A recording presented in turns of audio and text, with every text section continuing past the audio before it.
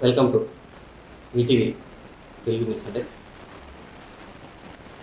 మరో 2 రోజుల్లో వినాయక చవితి పర్వదినం రాబోతుంది.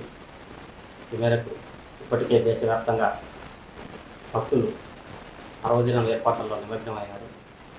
ప్రధానంగా చూసుకుంటే హిందువులకు అత్యంత పవిత్రమైన పండుగ ఈ వినాయక చవితి. ఒక హిందువులే కాదు, కుల మతాలకు అతీతంగా యువత ఈ వేడుకల్లో పాల్గొనడం ఒక విశేషమనే చెప్పవచ్చు. మన దేశంలో చూసుకుంటే ప్రధానంగా ఢిల్లీ కానీ, అటు కలకత్తా కానీ, ఇటు ముంబై కానీ, హైదరాబాద్, చెన్నై, బెంగళూరు, అన్ని మెట్రో నగరాల్లో, విజయవాడతో సహా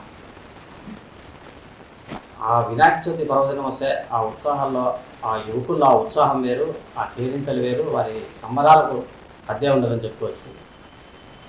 ప్రధానంగా చూసుకుంటే ముంబై నగరంలో లాల్ బాద్షాలో ఏర్పాటు చేసిన రాజా వినాయకుడు చాలా అద్భుతంగా ఉన్నాడు, ముగ్ధ మనోహరంగా ఉన్నాడు. దాదాపు 100 కోట్లు ఖర్చు పెట్టి ఇక్కడ ఏర్పాటు చేస్తున్నారు. ఈ వినాయక ప్రతిమను చూసేందుకు అగ్ర హీరోలు, ప్రముఖులు, విఐపీలు, పెద్ద పెద్ద వాళ్ళు వస్తుంటారు. ఇందుకు సంబంధించిన ఒక రివ్యూలు కూడా వాళ్ళు 2 రోజుల ముందుగానే ట్రైలర్ చేశారు. ఆ తెర ఎత్తడం కానీ, ఆ విగ్రహం చూపించే తీరు కానీ, ఆ విగ్రహం ఒక రాజా తీరు కూర్చున్న ఆ టీవీ, లాల్ బాద్షా వినాయకుడు మొత్తం దేశంలోనే ఒక ఆకర్షణీయమైన గణపతిగా కీర్తి అనడంలో ఎలాంటి సందేహం లేదు. ప్రస్తుతం దీనికి సంబంధించిన లాల్ బాద్షా రాజా వినాయకుడు రివ్యూలు ఎలా నిర్వహించారో, ఆ భక్తులు ఎంత సంబరంగా ఉన్నారో ఆ విజువల్స్ మనం చూద్దాం.